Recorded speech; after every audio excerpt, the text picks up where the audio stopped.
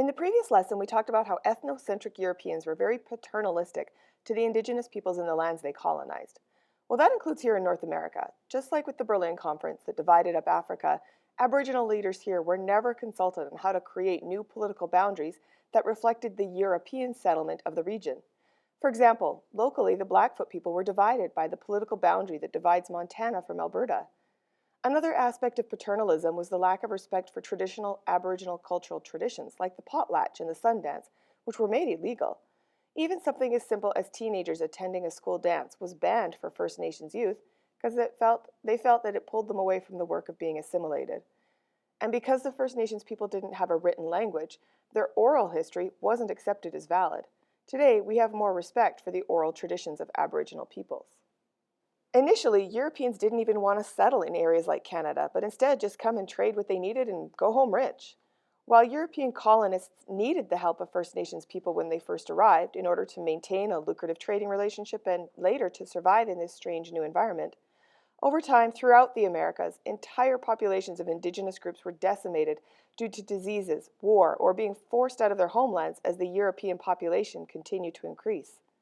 The Aztec and Incan empires were decimated by the Spanish.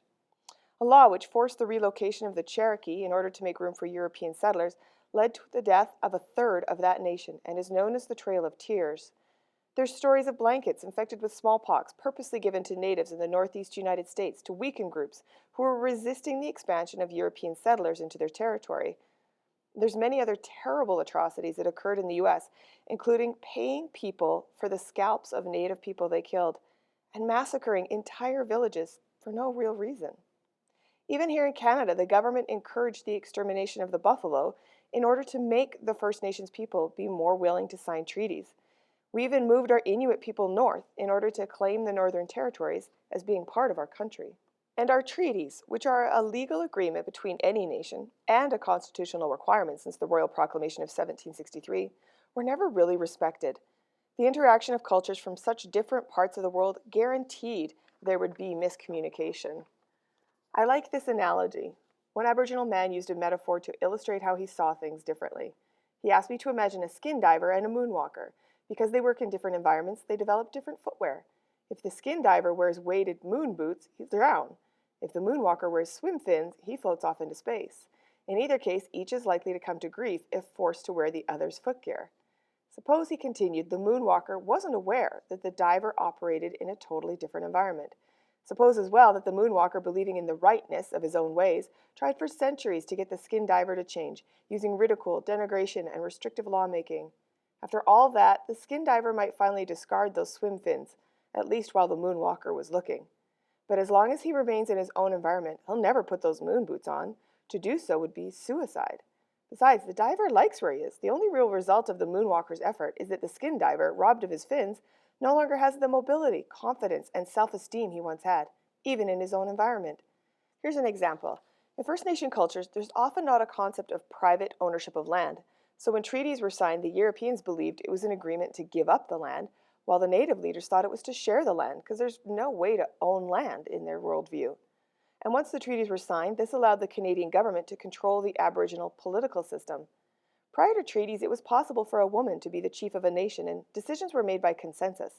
This was not acceptable to Europeans, who demanded that elections be held only men could participate in, and that democracy needed to be majority rules instead of consensus decision-making. This patriarchal attitude can also be seen when the Government of Canada decided that any resources of the family be held by the male members of the family, when prior to this, all power, wealth, and relations went through the mother in some tribes. A woman's status as a member of a First Nation was even tied to her husband. If he was non-Aboriginal, she'd lose her status. In many former British colonies, there was a focus on assimilating the native populations through schools. Residential schools were established in Canada, the US, even Australia. The ethnocentric view was that if we could make cultural groups more European, their lives would be better. Often these schools were run by Christian religious groups who wanted to convert the children to Christianity. While there were some schools that cared about their students and wanted to give them a solid education that would help them get a job in this changing world, for too many students, this was a place of abuse. We're now learning more about the terrible conditions for First Nations children, from getting their ears boxed, which led to hearing impairment, to beatings when children wanted to play traditional games or speak their own language, to unmarked graves of children who went to the school but were reported as having run away. There have been many sociological studies that have shown it's not just physical abuse that impacts a person in their community. Efforts to decimate a culture through assimilation practices, like we had here in Canada, are just as painful. And the legacy of that abuse is being seen in successive generations, with the breakdown in traditional family relationships, because they were broken by forcing parents to send their children to these schools to live, depriving them of the opportunity to learn what a healthy family looked like. And substance abuse became a way of life for too many people in First Nations communities as they tried to deal with the pain of those memories. Now, some people will say that First Nations people of Canada were a peaceful people who always took care of the environment they lived in, and Europeans destroyed this utopia. That's not true. Here in Alberta, the Cree and the Blackfoot tribes would often go to war with each other.